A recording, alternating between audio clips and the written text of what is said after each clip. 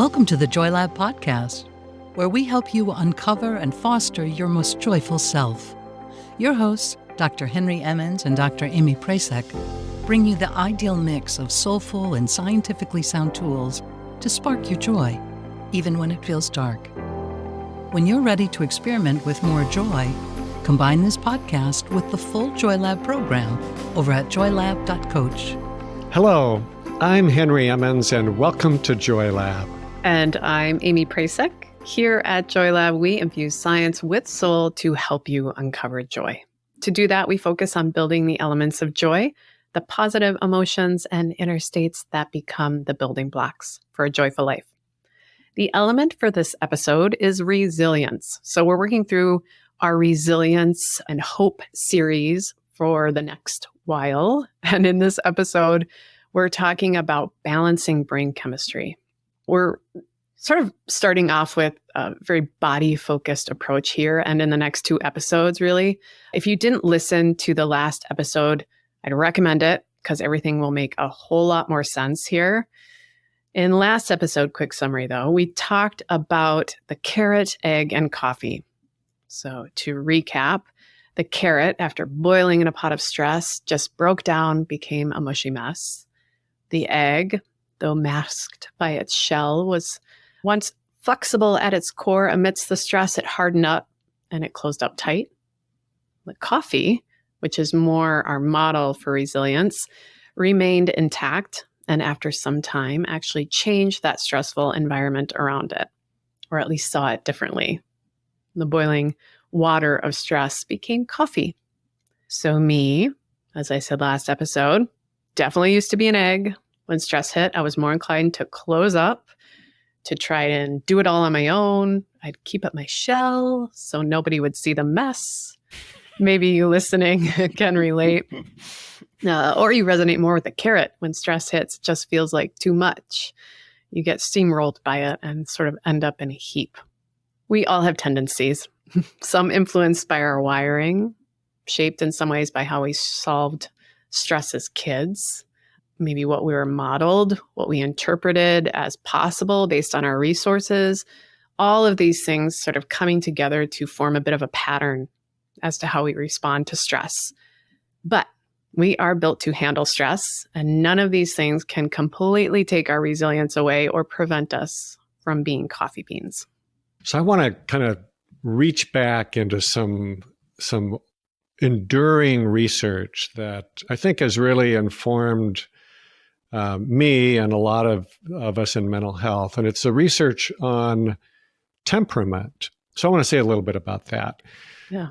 And it's a really enduring quality that we humans have. So a lot of times we kind of mix this up with personality, which sometimes we think personality is really who we are, but I don't think it is. I think of personality as something that we sort of take on.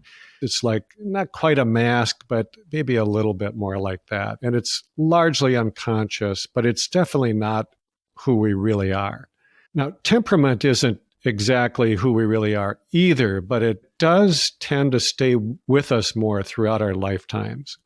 So in this famous Harvard study, Jerome Kagan was the lead researcher for 44 years. Now, that's a pretty enduring study.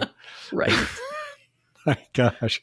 So what they found is that even when we're toddlers, our temperament shows up. And if it's anxious, if we tend toward an anxious temperament, you can observe a toddler and tell who is likely to have an anxiety disorder later on in life.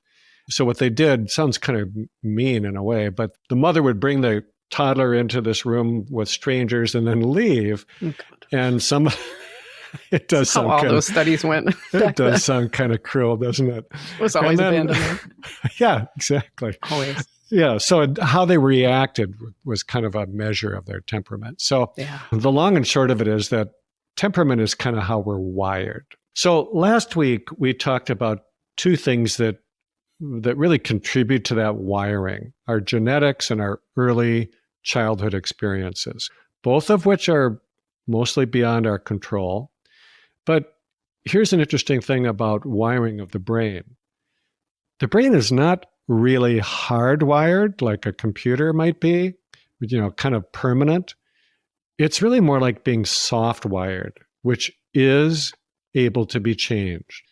So me, for example, I have kind of an anxious temperament, but I think most people who know me now would not really see me as an anxious person.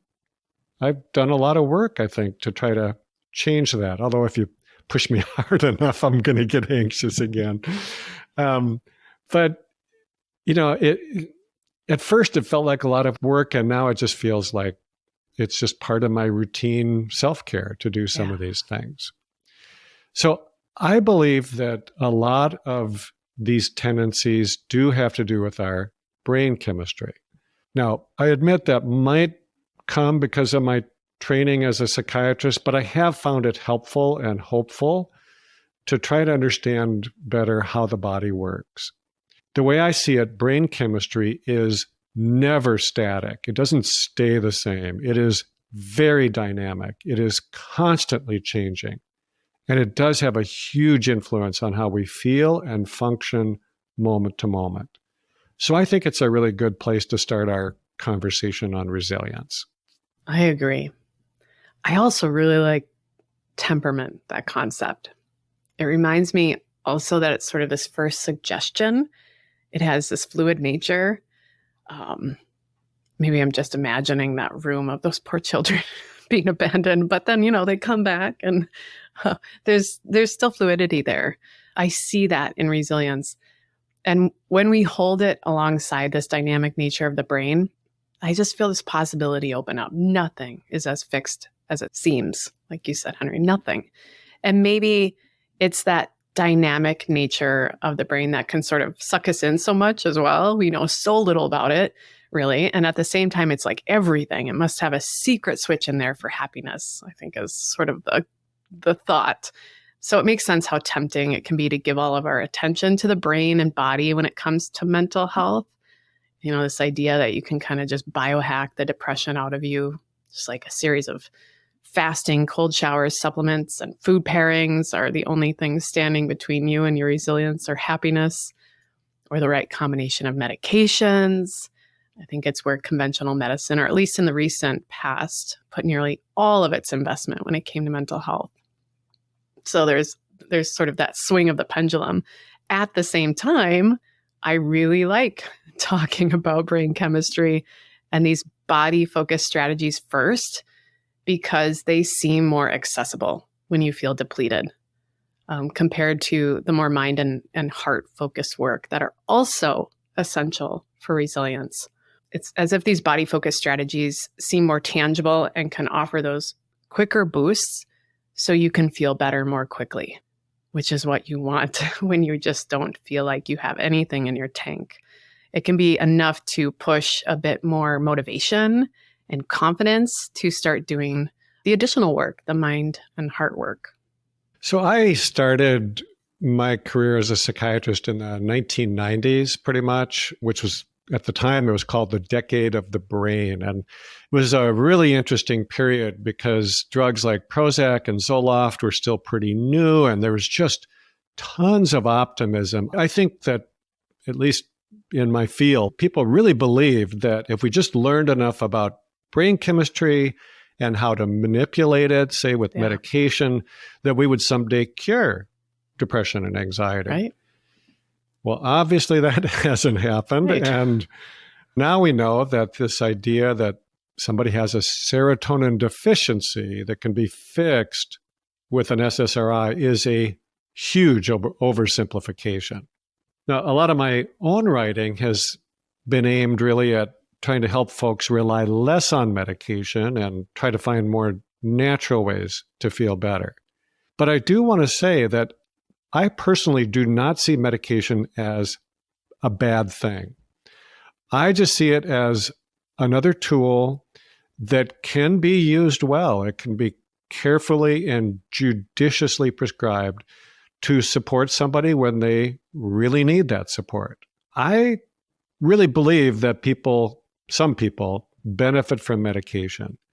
And I think there are even times when it makes sense to use them long term.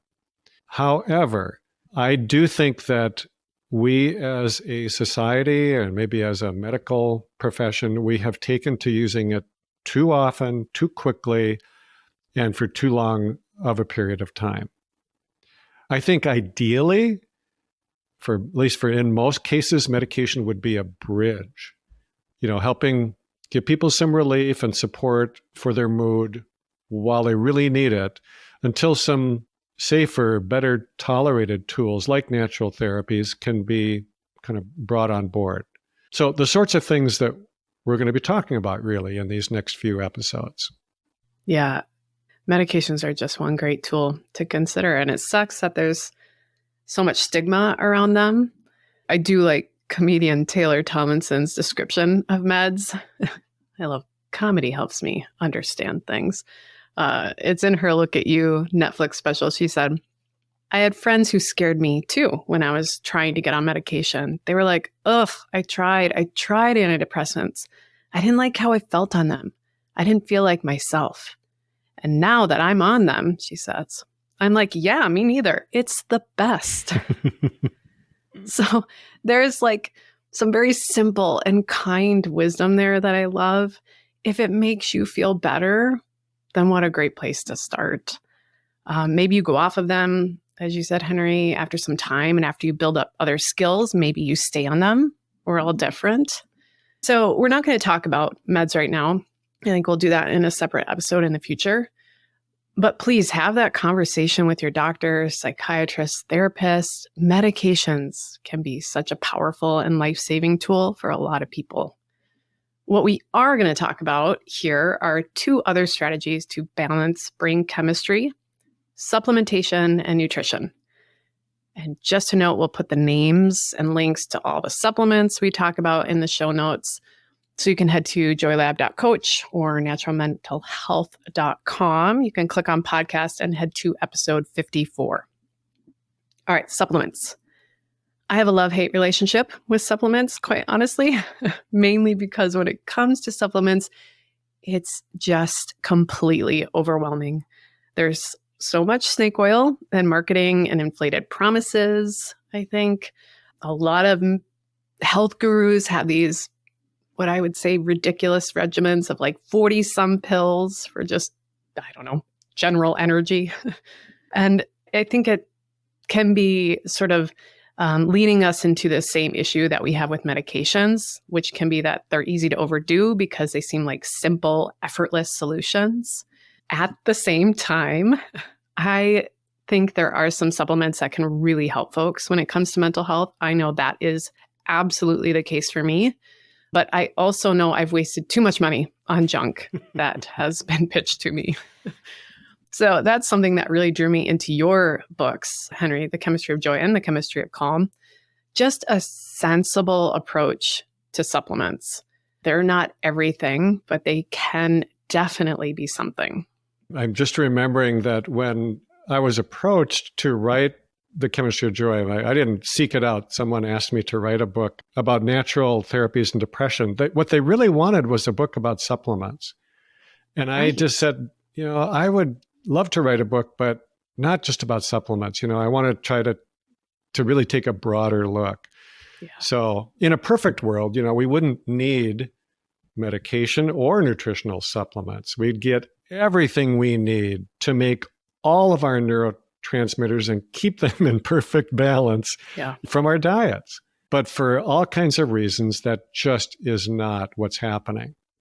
So I like to think of both medications and supplements as bridge tools, and ideally move in a sequence from medication to supplements to getting all of our nutrients needed from our food. So things get a little more complicated, though, when we're working with actual people, partly because we are not all built alike. So there's really an art. Believe me, there's an art to prescribing medication because folks respond so differently to various meds and dosages. And the same thing is true for nutritional supplements. So I tried to bring a little order to all this complexity by talking about different subtypes of anxiety and depression. And it really comes from my observations over the years, as well as my understanding of brain chemistry. So I'm going to really simplify this here. And you can read a lot more about it at naturalmentalhealth.com or my books if you're interested. But simply put, I see there being 3 distinctly different types of depression, where some people are mostly anxious or nervous and have a lot of worry and so forth. Other people tend to be more irritable and restless. That's the second kind, moody. And then there's a third pattern where people feel mostly sluggish and lethargic and they lose most of their motivation. Now, I think that these different patterns might come partly out of our temperament, the soft wiring that we talked about. And then some of it might come from our current state of our brain chemistry. Now, there are also 3 kind of similar patterns that I've identified for anxiety. So I will admit that these 3 categories are also oversimplifying. The brain is incredibly complex. And like I said earlier, brain chemistry is constantly changing and really rapidly changing. But still, I have found it helpful to support these key neurotransmitters, whether that's with medications, supplements, or both. And so understanding these patterns is really helpful in doing that. So for example, in order to calm more of an anxious pattern, we might want to really support the serotonin system.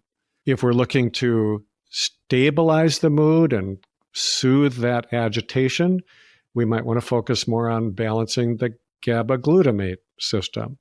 And then to add energy, motivation, or focus, we might really want to work on the dopamine system. So again, simplified, but we've got to have some simplicity in order to approach these things. Yeah. So at Natural Mental Health and Joy Lab, we're focused mostly on positive well-being and not on pathology. So we have taken these subtypes. We've got 6 categories now, and we have really tried to focus on how each of them is different based on their strengths. And we call these their resilient types. Each of them has their own strength, which is really where we want to place our focus. But each also has their own challenges. And I find it really helpful to know what those are, how to recognize them, and then what to do about them so we can more quickly get back to our healthy, resilient selves. Yeah, that strength first, resilience first approach is in itself transformative. I love thinking about when I'm a little bit out of balance, instead of judgment or self-criticism that can come with that, my tendency now is to think, oh, look, my strengths are just a little bit wild. It's just this gentler approach to when I seem like I'm getting out of balance, because it's coming from a place of self-acceptance. So if you haven't yet, do take the resilience quiz over at naturalmentalhealth.com. Click on quiz, and you can find out your resilience type and the common obstacles that you might resonate with. Once you have your resilience type, you can also sign up for a free mini course that includes a lot of the body-focused strategies we're talking about in this episode and the next 2 as well. You'll also find supplements to consider for those obstacles. It's just a refreshing way to approach supplements and to not feel completely overwhelmed. Of course, be sure to speak with your doctor before starting any new supplements. And also in the mini course, you'll find some nutrition choices that can support your resilience type and address some of the common obstacles. And what I really love about this is that we're focusing mainly on what to include in your diet, what to eat more of. It's like not a finger-wagging, totally impractical diet that omits all the food groups and rules your life. And actually the foundation of what to eat more of sits on top of something we call the resilient diet. The resilient diet is just a practical approach to eating in a way that is nourishing for your body, your mind, and I'd say your soul. So the particular foods to add on top and some to possibly reduce help to balance brain chemistry in a way that is really doable. So, Henry, do you want to give a bit of a broad overview on what these choices look like, how they can balance brain chemistry, and then with the knowledge that folks can head to the resilience quiz and get their own lists based on the results? Sure. So let me start by going back to that progression I talked about, going from medication to supplements to food. So just to be clear, we don't wait to start working on our diet until we're off of medications and supplements. We want to do that right away because it gives us a really good foundation. And I really think that it can speed up that transition from, relying more on medications to feeling good just from your diet alone. So generally speaking, medications are the most potent, fastest way to support mood. Most folks, if they're on the right medication at the right dose, will feel better usually within a couple of weeks, 4 weeks typically at the most. Now, nutritional supplements take longer. They're more subtle. I usually suggest people give them about 4 weeks, even up to a couple months before giving up on them, if it's possible to give it that much time. If you're relying on getting your nutrients from food, it's even more subtle. And so you really might need to give that 3 months, 6 months, even a little bit longer to really feel like your mood is getting better. But I think there are some things like your sleep and energy that'll improve a lot quicker if you do some simple work on your diet. So I think of food improving mood in 3 distinct ways, which really work together to raise our level of health. They are reducing inflammation, managing blood sugar, and balancing brain chemistry. There's a lot there to be said about those, so I'm going to be really brief right now. We're going to get into this a little bit more actually in the next episode. At Natural Mental Health, we have just a great nutritionist, Carolyn Denton, who has an entire series on these things and more. And we'll put a link to her series in our show notes. So here are my crib notes version of how to eat to support your mood. Start with inflammation. If you have signs of inflammation, let's say problems with digestion or your skin or any kind of heart disease or autoimmune problems, anything that's affecting your whole body also affects your brain. And there is a theory with a lot of evidence that inflammation is one of the prime causes of depression, and even that antidepressants might work by reducing inflammation. So to do this through diet, here's some simple suggestions. Try to eat less gluten and dairy and more olive oil, nuts, and fish, the good healthy fats. Second category is blood sugar.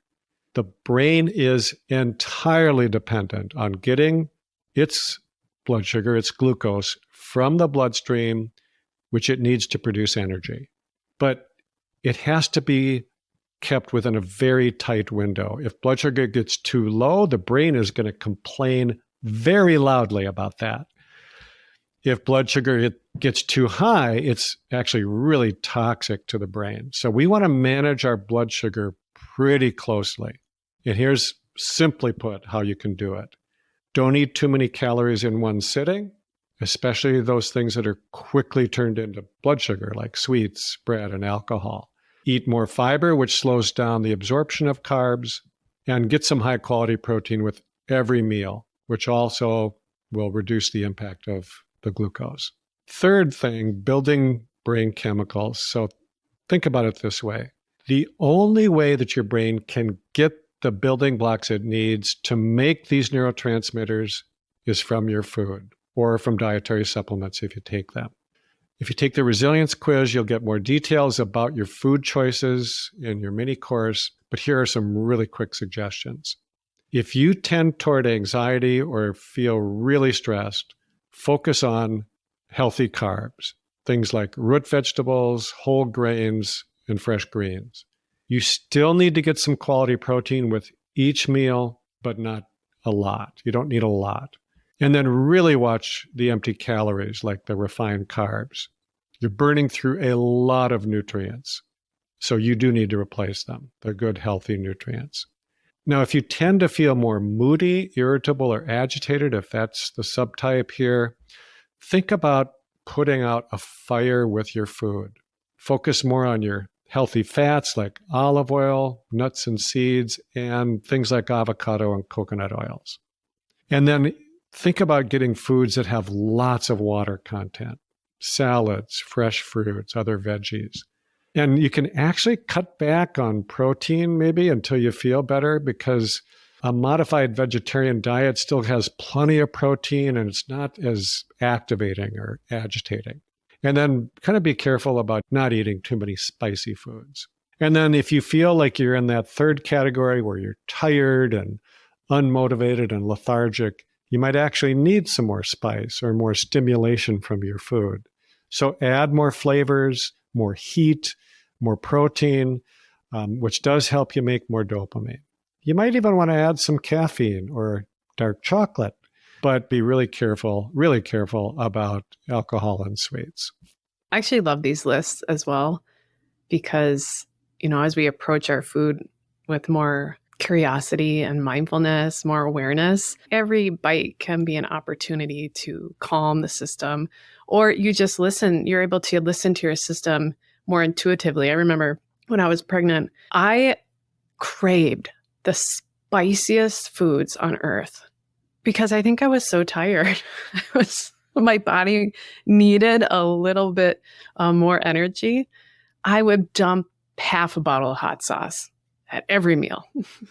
So it's wonderful to start to approach food in this way of curiosity and compassion, self-compassion. It's really empowering, I think, and that's the approach that we like to take. I'm also imagining that all of you listening are trying to take furious notes with Henry's suggestions. Put the pen down. I should have told you that earlier. Head to the show notes for this episode, number 54. Scroll to the bottom. You can find the full transcript. So everything you need. Take the quiz, the resilience quiz at the website, and then you'll have your mini course. No notes needed. So we also want to have more conversations like this in the future. I think we've heard some of you asking for that, more on supplements and nutrition. So do let us know if this is resonating with you, if you'd like to hear more of it. All right. So let's close this episode with some wisdom from psychiatrist Dr. Norman Deutsch. The brain is a far more open system than we ever imagined. And nature has gone very far to help us perceive and take in the world around us. It has given us a brain that survives in a changing world by changing itself. Thank you for listening to the Joy Lab podcast. If you enjoyed today's show, visit joylab.coach to learn more about the full Joy Lab program. Be sure to rate and review us wherever you listen to your favorite podcasts.